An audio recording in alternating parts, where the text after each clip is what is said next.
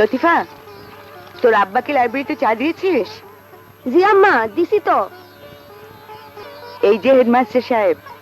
ও headmaster হ্যাঁ? সাহেব। ও তুমি? আচ্ছা, এক কাপ চা চেয়েছিলাম। চা? হ্যাঁ তাই? হ্যাঁ। এটা কি? ও, কখন দিয়েছো? আমি দেবো কেন? যার দেওয়া সেই দিয়েছে, লতিফা দিয়ে গেছে। আরে সে দিলে তো বলতো চা গরম। নিশ্চয়ই বলেছে, তুমি শোনোনি। আম্মা, হ্যাঁ? আমি জানতাম আব্বা চা খায় নাই, এর লাইগাই সেকেন্ড টাইম চা গরম। চা গরম।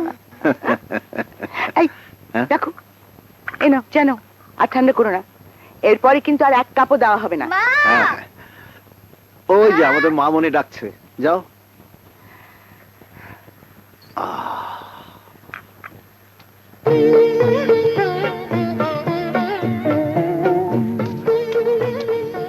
কি রে মা? আমার স্কুলে যাওয়ার সময় হয়ে গেছে, আমি গোসল করতে গেলাম। গরম পানি দেওয়া আছে তো? লতিফাকে দিয়ে পাঠিয়ে দিচ্ছি, তুই যা। লতিফা, লতিফা।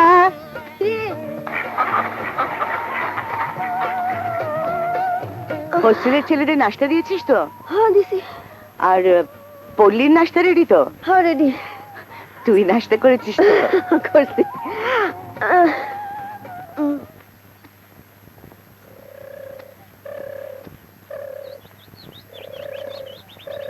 সকালে নাস্তা করেছো? জি আপা। আজকে পড়া তৈরি করেছো? জি আপা। আচ্ছা যাও। আচ্ছা। চল চল চল। বাবা, কি ভাবছো বাবা? হ্যাঁ, ভাবছি স্কুলটার কথা, আমাদের আশেপাশের গ্রামের ছেলে মেয়েদের কথা। কি সেই কথা? এই প্রাইমারি স্কুলের ছেলে মেয়েদের লেখাপড়া শেষ হলেই ওরা লেখাপড়া করতে পারে না, কারণ আমাদের এলাকায় কোনো হাই স্কুল নেই। তাহলে আমাদের এই স্কুলটাকে হাই স্কুল করে নেওয়া যায় না বাবা?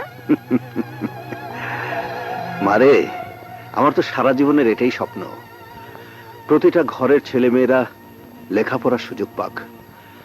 তুই দোয়া কর মা, আমার এই স্বপ্ন যেন সফল হয়। ইনশাল্লাহ। আচ্ছা যা, তুই ক্লাসে যা।